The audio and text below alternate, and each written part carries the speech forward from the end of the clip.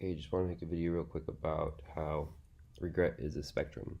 So I learned about this because I had experience with a drug. I'll put the name on the screen. And basically what that drug does is it gives you like a safe near-death experience. You can't overdose on it, but what it can do, but what happens is like you feel like you're dying, or at least you have like ego death, some people call it. You I don't know, like the experience itself is like really really crazy, and that's like a conversation for another time. But what I want to focus on is like how it changed my perspective after I did it. For the weeks following it, I was like the only thing I could think about was like basically like, are the things I'm doing now going to be things that I am going to care about on my deathbed? And I thought about it a lot because I really wanted to understand like why was it my perspective so changed after I did it. And what I realized is that regret is a spectrum.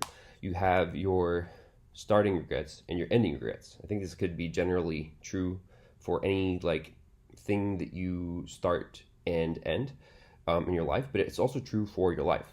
And so like starting regrets are, I think, culturally and societally very prevalent, which is to say, like, so what starting regrets are basically like looking forward with no ending, or at least no awareness of the ending of the thing you're trying to do. And for these purposes, we're talking about your life.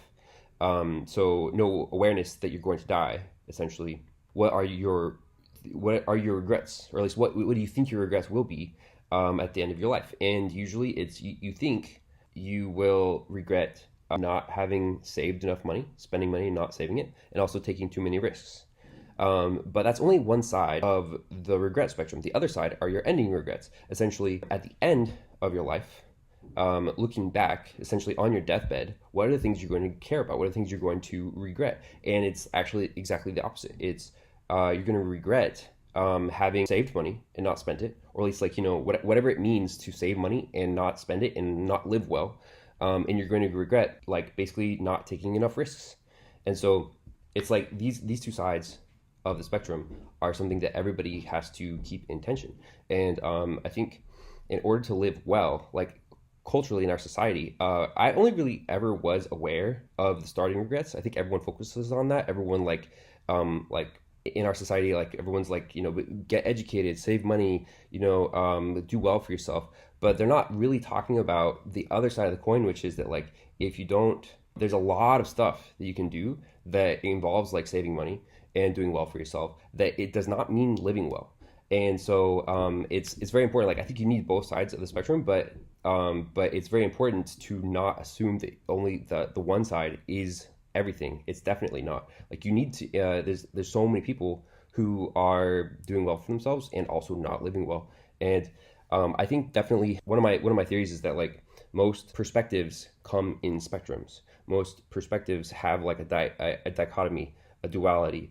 They have two poles that are opposite each other.